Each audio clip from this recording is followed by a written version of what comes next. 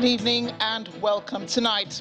In continuation of its hearing on the 2023 to 2025 medium-term expenditure framework, House of Representatives Committee queries some government agencies over irregularities in their spendings, places them on status inquiry.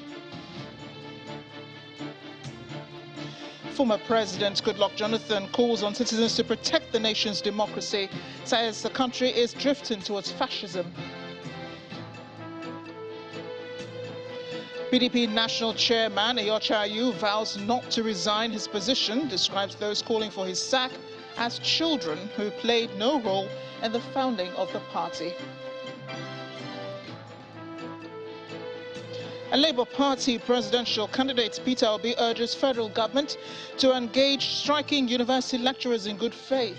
Vows turn Nigeria's brain drain to gain. On business news tonight, Nigeria's stock market ranked as fourth best performer globally in the first half of this year, despite rising inflation and economic challenges in latest reports by PricewaterhouseCoopers. On sports news tonight, British star Emma Raducanu becomes only the third defending champion to exit the US Open in the first round.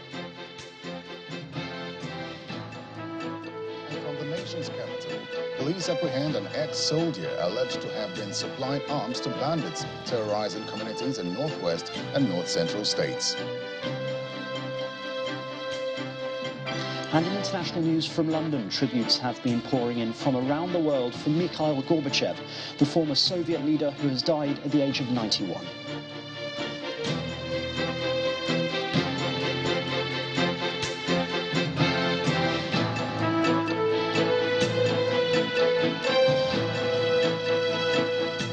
Some government agencies may be forced to open their books for more scrutiny in the coming days as the House of Representatives Committee on Finance has placed them on status inquiry. And lawmakers decided on this following their discovery of irregularities in the spendings by the affected agencies in the ongoing hearing on the medium-term expenditure framework 2023 to 2025. Our correspondent Terry Kumi has details on today's hearing. It's day 3 of the hearing on the Medium-Term Expenditure Framework 2023 to 2025 and Fiscal Strategy Paper, organized by the House of Representatives Committee on Finance. We don't know what they are afraid of, but the Deputy Chairman of the committee presides as the committee reviews the financial performance and revenue generation of government agencies. The document submitted by the Nigeria Export Processing Zones Authority is rejected by the committee. I'm under the impression that you are a wholly funded agency, right? Yeah. Okay, you are expected to do 100% remittance, but what I've seen in your presentation, you're still doing 25% remittances. That's not in line with the provision of the Finance Act 2021. Now, go back home, do a proper report, submit to the House latest by, today is what? Today is Wednesday. Latest by Friday, and we'll take you next week, Tuesday. We already have enough for Monday. Yeah, so we'll take you next week, Tuesday. Members of the committee questioned the extra budgetary spendings of the Nigerian Export Promotion Council and the National Office for Technology Acquisition and Promotion. Where you are expected to remit 100%, you remitted 25%. We will be interested. What gave you the authority to spend 75% of the revenue that you generated? In your office alone, every month you were spending about 2 million naira on stationaries. That's about 23 million plus. You went and purchased more vehicles, 46 million. We want to know whether these items were actually budgeted for. Right from the establishment of NOTAP, the Act gives us the responsibility to raise fund and utilize the fund for the running affairs of the of NOTAP. What we generate for 2021 yeah, is 22 million, sir. 22.5 million. 22.5 million, sir. What of this 3.5 billion? No, it's from the 0.5% port development. It's IGR to you. It's revenue. concerned that the actions of these agencies negatively affect the country's revenues. The agencies are placed on status inquiry for a deeper look into their books. Terry Ikumi, Channels Television News. In other stories, the Vice President, Professor Yemi Osinbajo, is visiting the United States to seek global partnerships and support for Nigeria's recently launched energy transition plan. Professor Osinbajo, who departed Abuja earlier today, is leading Nigeria's energy transition implementation working group on the mission, with meetings starting from tomorrow, September 1st, to promote the plan and secure global support from the U.S. government and others. A statement by his spokesperson, Laolu Akonde, explains that the Vice President is also expected to meet with his American counterpart, Kamala Harris, World Bank Group, and other partners. Nigeria's energy transition plan, launched last week, is set to require at least $10 billion per annum for effective implementation. At the launch, the World Bank and the renewable energy organization, Sun Africa, pledged a sum of $1.5 billion each, totaling an initial $3 billion investment to support the implementation of the energy transition plan. Professor Osinbajo, who is expected back in Abuja next week, is accompanied by the Ministers of Finance, Works and Housing, Environment, Power, and the Minister of State for Petroleum Resources, among others. As the nation heads towards another general elections, former President Goodluck Jonathan is warning strongly on the need to protect the country's democracy from derailment into some form of fascism. According to him, this is not the time for Nigerians to lower their guards and allow democracy crumble, as it remains the best form of government that can effectively manage the country's diversity. Dr. Jonathan made the call at a conference marking the 70th birthday of the Bishop of Sokoto Catholic Diocese, Bishop Hassan Kuka, in Abuja. The event was attended by some top politicians, including the presidential candidates of the All Progressives Congress, state governors, and chairmen of political parties.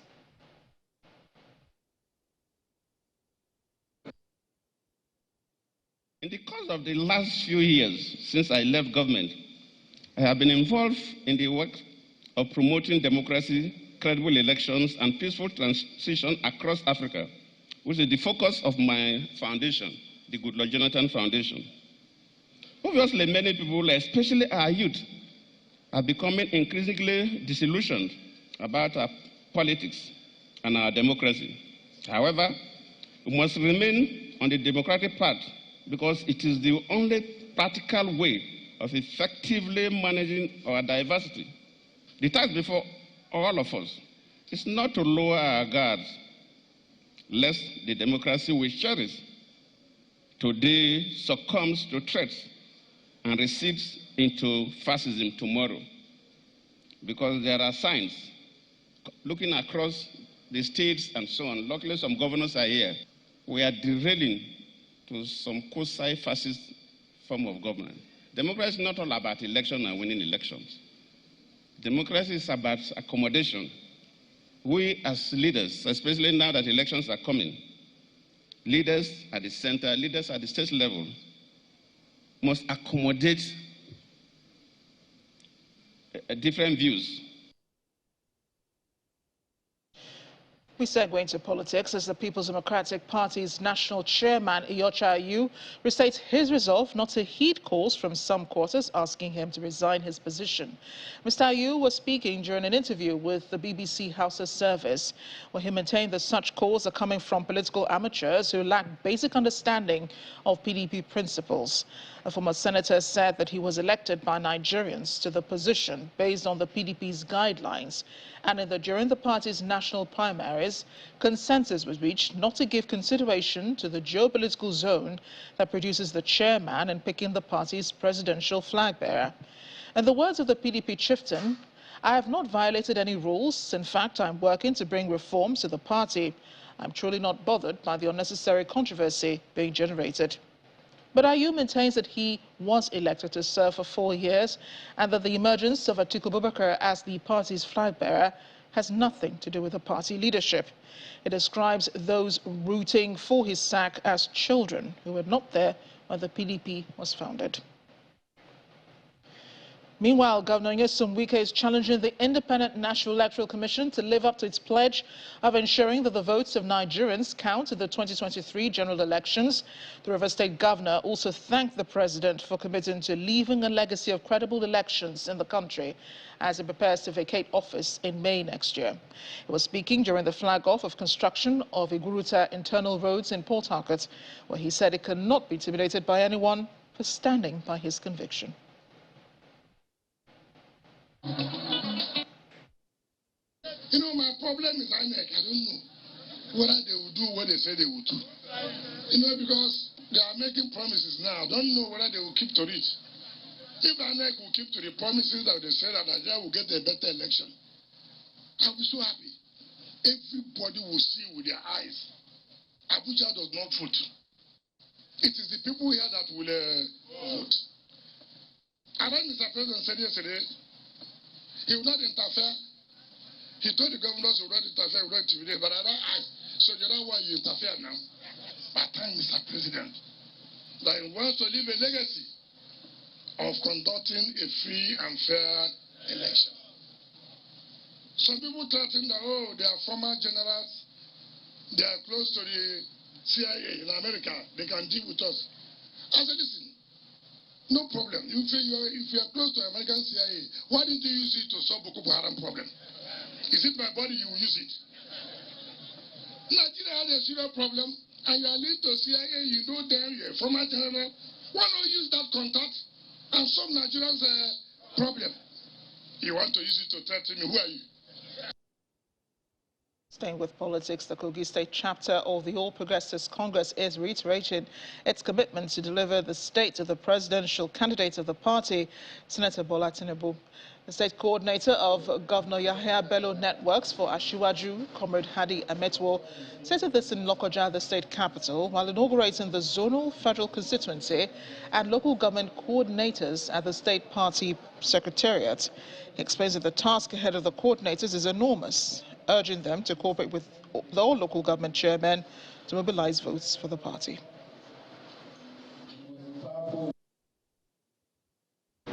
You were carefully select as our coordinators based on your credible political antecedent to champion this divine cause. To whom much is given, much is expected. The task is highly demanding, but the good thing that will significantly aid your task is the fact that our great party, the All Progressive Congress, APC, picked a presidential candidate that is highly marketable.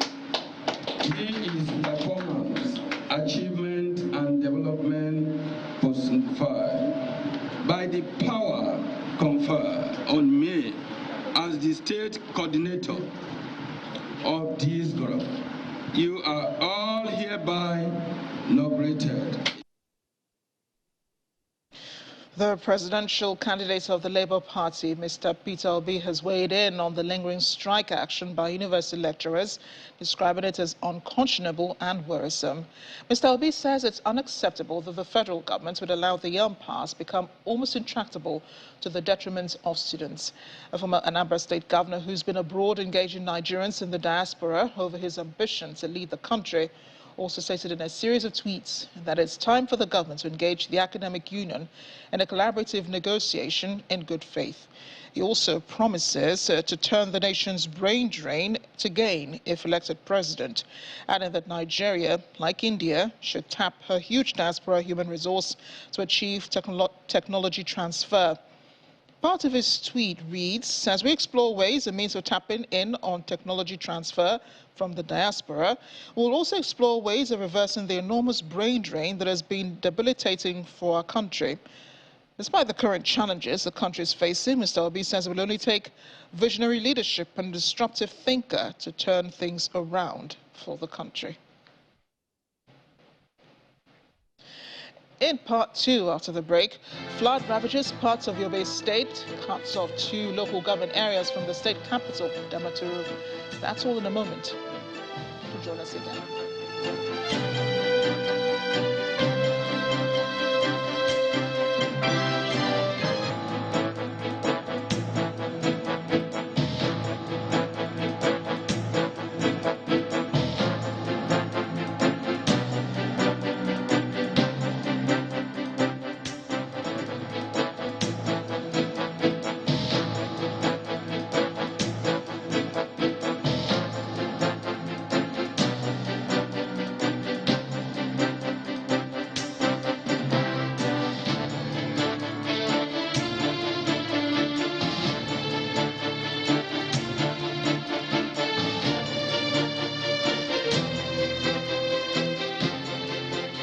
Welcome back. If you just joined us, watching the news at 10 live on Channels Television Lagos.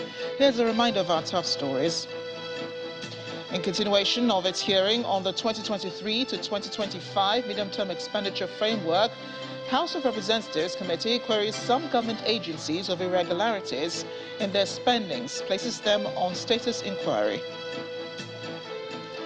Former President Goodluck Jonathan calls on citizens to protect the nation's democracy, says the country is drifting towards fascism.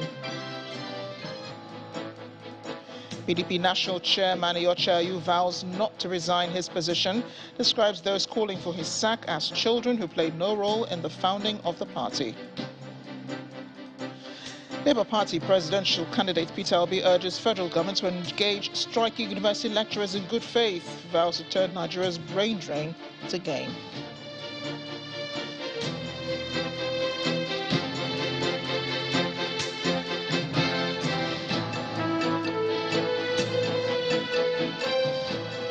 More on reactions to the extended ASU strike action. Governor Dwoyediri of Bayelsa State is asking lecturers at the state-owned Niger Delta University to end their 7-month-long strike action, embarked on in solidarity with the Academic Staff Union of Universities, ASU. The governor maintains that the sympathy strike by the lecturers of the university is no longer justifiable, as they've been receiving their salaries monthly despite not going to work. Deputy Governor of Adair State. Yes, they are all unionists. However, in Nigeria, we have 2 layers of government that are totally different. The issue is with the federal universities and not with the state universities.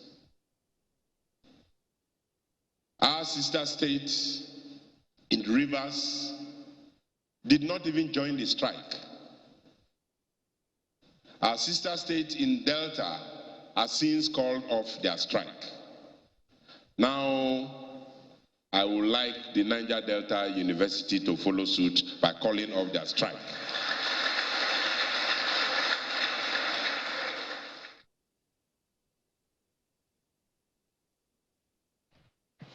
To the impact of climate change on infrastructure, major road linking Gujba and Gulani local government areas of Damaturu in Yobe State, as well as neighboring southern Borno State, has been cut off as a result of flooding. The bridge on the road, which was rebuilt after its destruction by the Boko Haram insurgents in 2014, is also affected, forcing motorists to seek alternative routes through Gombe State. Governor Maimala Buni, who visited the scene, directed the State Ministry of Works to ensure that the road is quickly repaired to allow resumption of economic activities in the area. I'm happy the speed at which you commence to ensure that you restore movement on this particular road.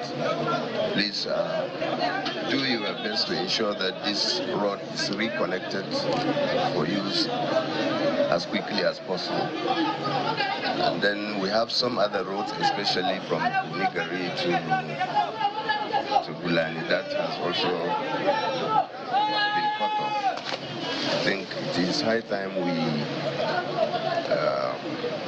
reconnect it back. I'm aware of the effort the military is making to ensure they support us by putting a structure that will assist motorists on that road. but this one in particular that is linking Yobe State with Borno State and other neighboring states is a very important road for all of us, and especially it will help, particularly looking at precarious security situation in the states. This is linking two of our local governments that were resettled after the Boko Haram insurgency. We're in Kano State now, where the state governor Abdullahi Ganduje has paid a visit to the site of the collapsed commercial building at Beirut Market in Kano metropolis. The governor described the incident as unfortunate and revoked the license of the land, turning it into a car park. The building collapsed yesterday at noon, trapping many under the rubble. One person has been confirmed dead and 8 rescued after the incident, although excavation at the site is still ongoing.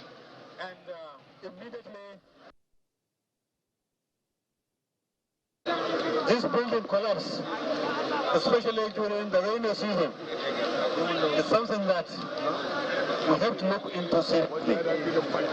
Our building regulations must be followed. Our agencies in charge of building must be on their toes all the time. And we have appointed a technical committee to look into the circumstances leading to the collapse of this building. When we receive this report, appropriate action will be taken, because before you do any building, there must be some drawings. Before you execute any construction, the drawing must be approved. While you are doing the construction work, there must be supervision by structural engineers, by architects, by other stakeholders. These will be looked into. But from what we have seen, this space is too small for a building like this. Therefore, the state government has revoked this plot and converted it to a parking space. Let's head on now to the Federal Capital Territory, to our studios there, where Terry Kumi is standing by with more on the news at 10. Hi, Terry. Hello, Marachi. To security matters, the police in Zamfara State have arrested a former soldier and alleged notorious bandit who also supplies arms to terrorists said to have been terrorizing communities in Niger, Kaduna, Katsina, Kebbi, and Kaduna states. The suspect, identified as Seydou Lawal, a native of Zamfara State who voluntarily retired from the Nigerian army in 2021, was arrested by troops along Kaduna-Abuja Highway while on his way to supply weapons to one Dogo Hamza. According to the police, Hamza is another notorious bandit leader terrorizing communities in Tafa local government area of Zamfara State.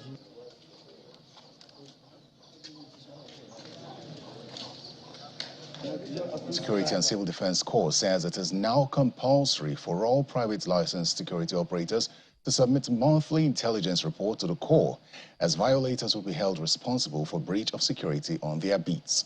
Commandant General of the NSCDC, Ahmed Abubakar Audi, stated this while issuing operational licenses to 20 private security companies in Abuja, the nation's capital. Mr. Audi also notes that henceforth, renewal of operational licenses to private security companies will be based on the level of their operational performance, as he urges them to join hands in the fight against insecurity across the country. Enhancing national security towards a credible, free and peaceful election in 2023. That's the focus of a 3-day meeting by security officials in Ibadan, the Oyo State capital. The stakeholders are unanimous in the belief that a systemic re-evaluation of the security architecture is essential for the country. The meeting seeks to bridge the gap, improve professional capacity, sharpen operational knowledge of security agents, and encourage citizens in a bid to keep the country safe and united. To that effect, I would like to... Security operatives from all the 6 states in the southwest, traditional rulers, religious leaders and technocrats are in Ibadan, the Oyo State capital, to discuss ways to improve and plug in gaps from past elections. It is projected that the workshop will deepen the knowledge and sharpen the operational capacity of security agents on election security of functions and act as a veritable forum for perfecting operational coordination amongst all security agencies that will be deployed for the electoral functions across the country. A message from the Inspector General of Police, Usman Alkali Baba, lays emphasis on the importance of a proper conduct. The national election is not just the duty of INEC, but the duty of everybody. Like we usually say, the people that can be policed are people that have accepted to be policed. The people that can go for peaceful election are people that have decided on their own to have a peaceful election. We just want to ensure Oyo State people and the organizers that election in Oyo State before, during, and after shall be peaceful. In love and honesty. A representative from the Oyo State government who declares the meeting open assures the participants of the necessary support to get the job done.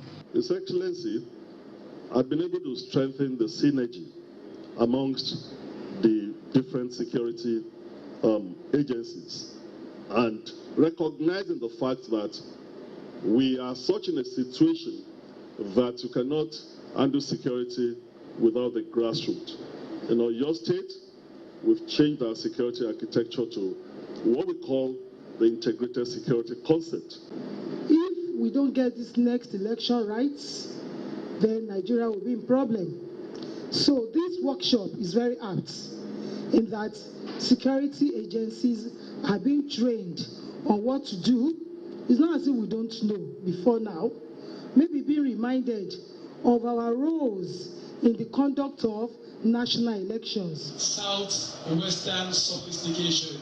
The three-day event has attracted 64 faculty members to enlighten operatives from the police and sister agencies from the Southwest on what must be done for a peaceful and transparent electoral process. Still ahead on the news at 10, Nigeria's stock market ranked as fourth best performing globally in the first half of this year, in latest report by PricewaterhouseCoopers. Join us again.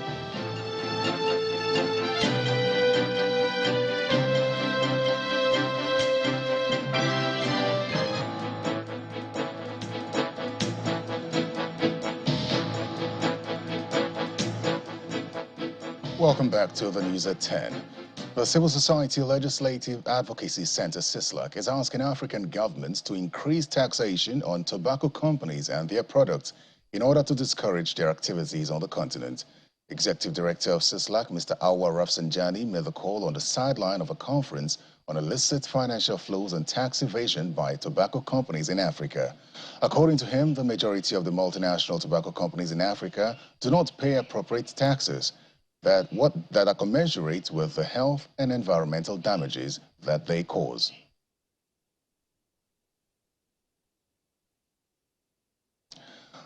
Well, that's it from the nation's capital. Back to you, Amarachi. Thank you, Terry. And we return to Rivers State now, where the government has flagged a network of roads to be constructed in Iguruta, in Ikwere local government area of the state. At the flag-off exercise, the state governor, Nyesom Wike, explained that political influence should attract socio-economic development to the electorate and not personal gain. For the past 3 weeks, the Rivers State Governor Nyesom Wike and his growing list of guests crisscrossed the state in an effort to further improve the infrastructure beyond the urban center to emerging cities and remote communities. The latest is the flag-off exercise for the construction of Iguruta internal roads in Ikwere local government area, less than 5 minutes drive from the Port Harcourt International Airport. And to do the honors is the Abia State Governor Okezie Ekbeazu. The 6-road network, culminating to 10 kilometers, is said to be the first major stride by a government in over 50 years to improve the infrastructure of this community, said to have over 46 oil wells, as the special guest hails Wike's commitment to governance. Here again, as we are winding up our tenure, you are flagging off projects. A few days ago, You did flag off some projects, and yesterday my brother, the governor of Enugu State, also flagged off some projects. This is leadership by example. Your commitment and your love for the people of Rivers State is unparalleled. And you are, as a leader, you have set very, very good example for some of us who are your peers and your friends. For Governor Wike, politics should not be about personal aggrandizement, but should focus on the socio-economic well-being of the people. Those of you in APC, you were in power for how many years? What did you bring to Igrita? That is what we are talking about. It's not how much money I have made. Because no amount of money you can make that can change the entire community. But you bringing amenities, infrastructure to the community can change the entire community. See what Emerenwa has done. See what Ishi has done. That is why you must at all times congratulate those who have the capacity, who have the ability to try government to bring something to their community.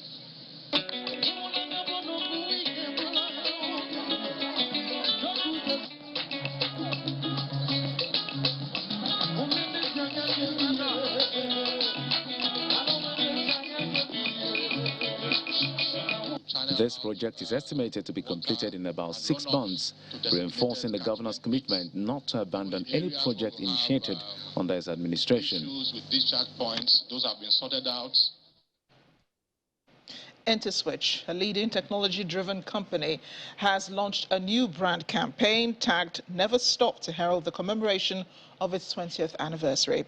During the event in Lagos, the founder and chief executive officer of Interswitch, Michelle Elegbe, explains the company will remain a frontier in pushing boundaries and facilitating the creation of ecosystems that help businesses and individuals thrive. We know that there are responsibilities. A media parley between top management staff of Interswitch and journalists kicks off events to celebrate the 20th anniversary of the company. It was a good way to introduce people to the use of cards in Nigeria. This session is meant to deepen the media's understanding of the company's mission, its values, successes, and challenges over a 20-year journey of transforming Africa's digital economy. 20 years down the line, we're looking back and we are thanking God for some of the decisions we took. One of them is a concept we call the live and let live model, whereby we are able to build products, but also allow others to build their own products on our infrastructure and compete against us. What we will be celebrating is the success of the ecosystem. On the other side of the event, Interswitch hosts other players and stakeholders in the fintech ecosystem to an evening of entertainment as a live band serenades guests with musical genres traced back to when Interswitch was founded.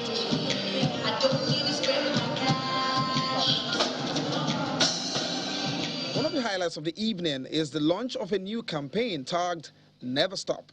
Today, Interswitch products and services power up millions of transactions across the African continent. But it wasn't always that way. At Interswitch, we are committed to inspiring Africa to greatness through innovation, value creation, and excellence. The 20-year success opened a new chapter for further growth. A glimpse into the future suggests that more work needs to be done with the Never Stop movement. Today, payment penetration in Nigeria is less than 20%. So there's still 80% to go. So part of the thing Interswitch is looking forward to in the future is how to take the experience we have had in one sector, one vertical called financial services, into other verticals, whether it is healthcare, whether it is government, whether it is education, whether it is transportation, and so on and so forth. Over the next 6 months, Interswitch says it will unveil a lineup of brand campaigns, commemorative events, and thought leadership initiatives centered around this significant corporate milestone of 20 years.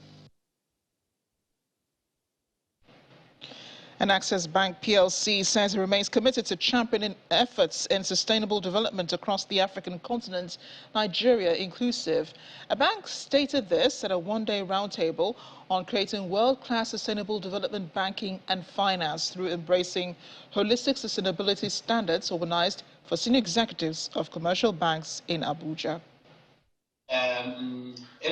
For over a decade, Access Bank PLC has made sustainability its watchword. And here at this roundtable, the bank is sharing its experience with representatives from various financial institutions.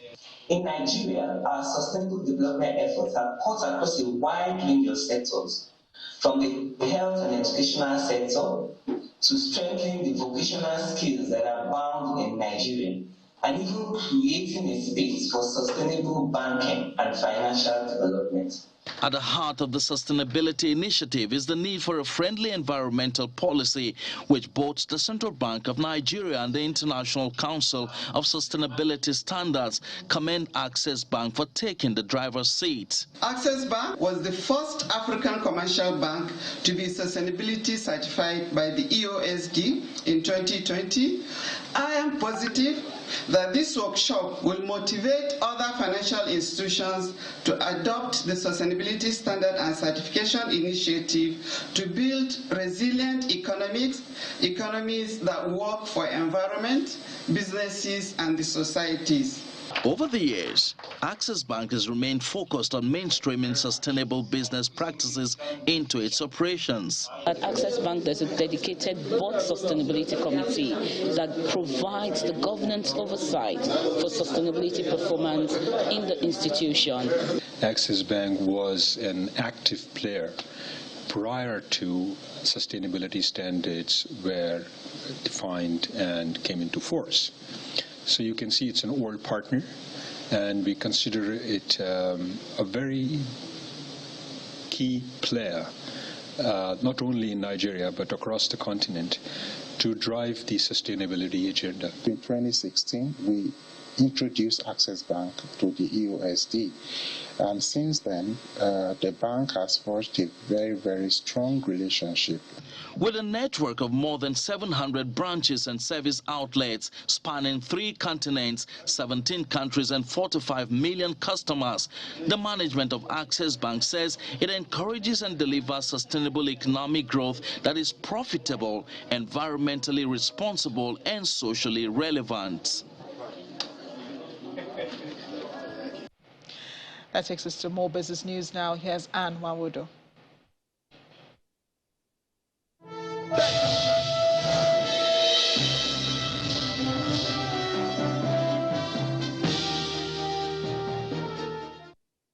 Thank you, Amarachi. Hello and welcome to Business News. Nigeria's stock market has been ranked as the 4th best performer globally in the first half of this year, despite challenges of high inflation rate, increased monetary policy rate, and other challenges facing the global economy.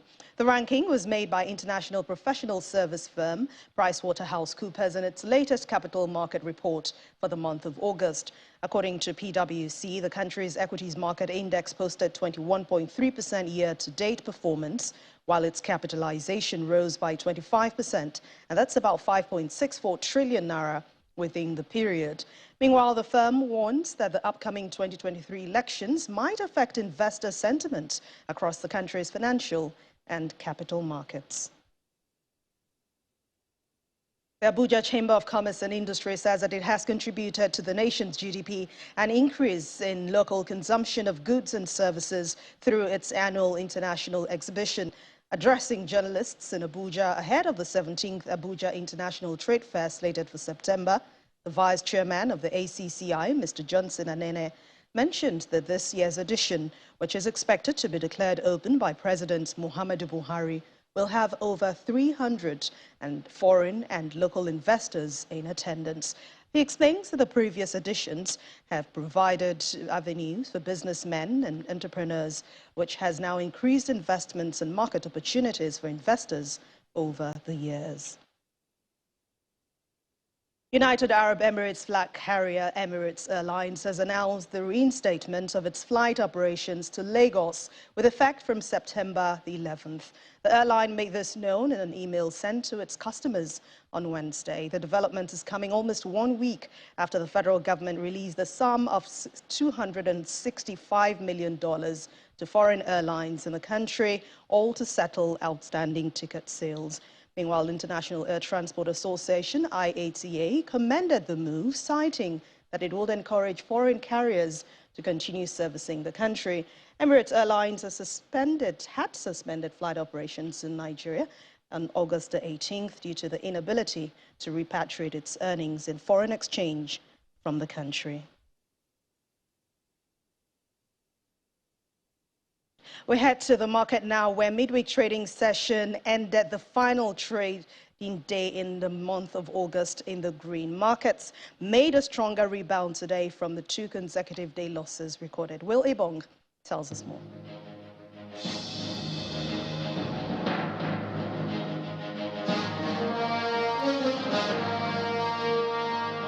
Hello and welcome to the Stock Market Report.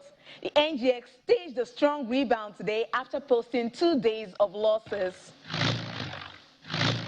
The all-share index climbed 0.39%, adding 105 billion naira to the market cap, and that more than made up for the losses recorded on Monday and Tuesday. Total turnover was mixed as volume and value climbed, reflecting investors' bargain hunting. Let's look at the stocks that drove major volume today. The banking sector, with Sterling Bank in the lead, with about 162 million units of its shares traded today. Meanwhile, the consumer goods sector, with Guinness in the lead, had most gains, followed by Carbertin and Transcore. A fantastic close to the month of August. Let's hope the bull continues to ride this rodeo. And that's the Stock Market Report. I'm Will Ibang. Back to you.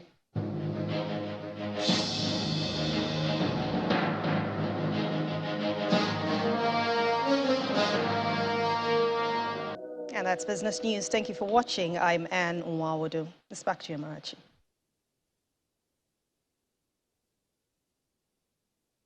Thanks a lot, Anne. We can bring you more now from the 70th birthday anniversary celebration of the Bishop of Sokoto Diocese, Judge Bishop Hassan Kuka in Abuja. From the speaker this time is the presidential candidate of the All Progressives Congress, Bola Ahmed Tinubu, who says the responsibility to build Nigeria rests on the shoulder of its citizens, as the country's diversity is a promise for prosperity.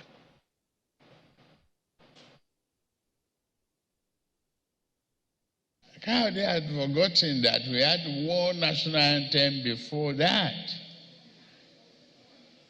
It says, though tongues and tribes may differ, but in brotherhood we stand.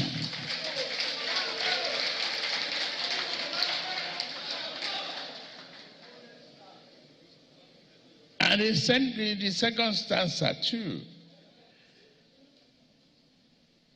It's a pledge that Nigeria, I'm ready to serve. It's about service to this country. Our diversity is a promise for prosperity. You are building an institution in the honor of your 70. Bishop, you will help build not the institution, but the greatness of a nation. It's on your shoulder, it's on mine, and we must build it together. President Muhammadu Buhari has hailed former leader of the USSR, Mikhail Gorbachev, as a courageous reformer who played a huge role in promoting peace between the West and then USSR. President Buhari said we cannot forget in a hurry how Gorbachev advocated for the destruction of nuclear weapons by both the former Soviet Union and the United States during his meeting with Ronald Reagan, adding that although Gorbachev died without achieving his dream of a nuclear-free world, his genuine commitment to a durable international peace and security would never be forgotten. Mr. Gorbachev died on Tuesday at the age of 91. Simon Pusey has more in Around the World in 5. Good evening and welcome to the Channel Studios here in London with your international news around the world in 5. Tributes have been pouring in from leaders around the world for Mikhail Gorbachev, the former Soviet leader who brought the Cold War to a peaceful end. Mr. Gorbachev took power in 1985 and introduced reforms, as well as opening up the Soviet Union to the world. Outside Russia, he was widely respected, with the UN chief saying he had changed the course of history.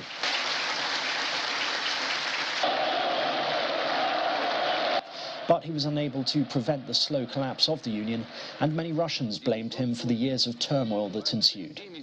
The hospital in Moscow where he died said he had been suffering from a long and serious illness. Japanese Prime Minister Fumio Kishida praised his legacy as a world leader who supported the abolishment of nuclear weapons. Mikhail Gorbachev is tot. Meanwhile, German Chancellor Olaf Scholz commemorated Mikhail Gorbachev as a courageous reformer and statesman who dared to do many things. Mikhail Gorbachev is one of those people who changed the world and unquestionably changed it for the better. When you look at what he did to make Europe whole, free, to give freedom to the countries of the former Soviet Union, it was a quite extraordinary thing. And of course, Mikhail Gorbachev is one of those people who triggered a series of changes that perhaps he didn't anticipate. Maybe he paid his own political price for it. But when history is written, he will be, I think, one of the authors of fantastic change for the better. Russia has completely halted gas supplies to Europe via a major pipeline, saying repairs are needed. The Russian state-owned energy giant Gazprom said the new restrictions on the Nord Stream 1 pipeline would last for the next 3 days. Russia has already significantly reduced gas exports via the pipeline. It denies accusations it has used energy supplies as a weapon of war against Western countries. Iraqi Prime Minister Mustafa al-Kadhimi has said he will vacate his post if the complicated political situation in the country continues. Enough of the duplicity of state and non-state actors, he said, adding that a commission of inquiry had been formed to investigate the origin of weapons used in Baghdad's deadliest clashes in years. On Monday, al-Kadhimi suspended cabinet sessions until further notice. This week's violence erupted after Shia cleric and politician Muqtada al-Sad said he was withdrawing from all political activity. A toddler has died in Spain after being struck on the head by a hailstone.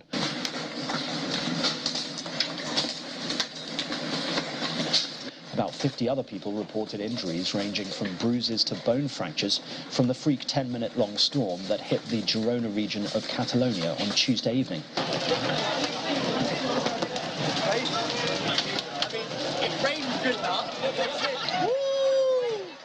It destroyed roofs, downed power cables and shattered windows. Catalonia's meteorological service said one of the hailstones measured 10 centimeters in diameter. It is the largest to rain down on the region since 2002. And mourners have marked the 25th anniversary of Princess Diana's death in Paris.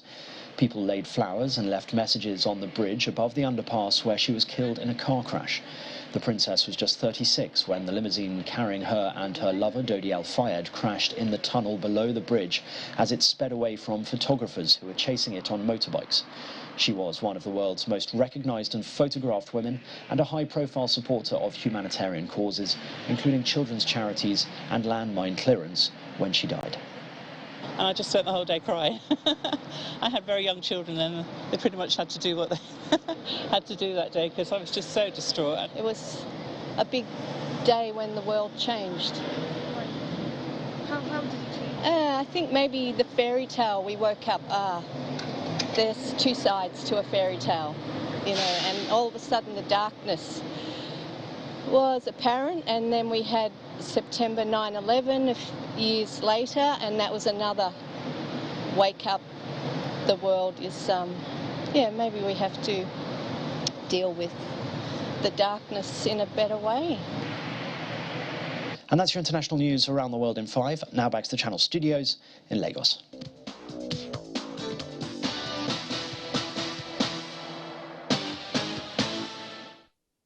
Many thanks, Simon. Time now for some sports news. The Super Falcons of Nigeria have arrived in the United States of America on a 2-match tour with the United States women's national team. Now, the first of the 2 games will take place at the Children's Mercy Park in Kansas City on Saturday, September the 3rd. Both teams have qualified for next year's FIFA Women's World Cup finals and will face off again at the Audi Field in Washington, D.C. on Tuesday, September the 6th. In the English Premier League, games played this evening, managerless Bournemouth drew 0-0 with Wolverhampton Wanderers at Dean Court in their first game following Scott Parker's sacking after the humiliation at Liverpool. Well, third bottom Wolves are now without a win in their last 12 league games dating back to April. Leaders Arsenal extended their perfect start to the Premier League with a 2-1 win against Aston Villa, while Erling Haaland, the Norwegian international, hit a second successive hat-trick as Man City crushed Nottingham Forest 6-0. Tottenham Hotspur played a 1-0 draw at West Ham United, and at Anfield, Liverpool left it late to secure a 2-1 victory over Newcastle United. Well, Emma Raducanu's US Open title defense has ended in the first round at the hands of Alice Cornet. Raducanu stunned the tennis world by winning in New York as a teenage qualifier last year, but her return to Flushing Meadows was less memorable as she was beaten 6-3, 6-3. Now, the 19-year-old will tumble down the rankings, but despite the disappointing defeat, Raducanu hopes she can build firmer foundations and come back even stronger. The second seed, Rafa Nadal, is through to the second round of Flushing Meadows, but faced a surprise test in his first US Open appearance since winning the 2019 title. Playing in only his second match after pulling out of Wimbledon with an abdominal injury, the Spaniard lost the first set but recovered to beat the Australian wildcard Rinky Hijikata 4-6, 6-2, 6-2, 6-3. Nadal will next face Italian Fabio Fognini. And that's Rapid Sports News. Is back to Marachi.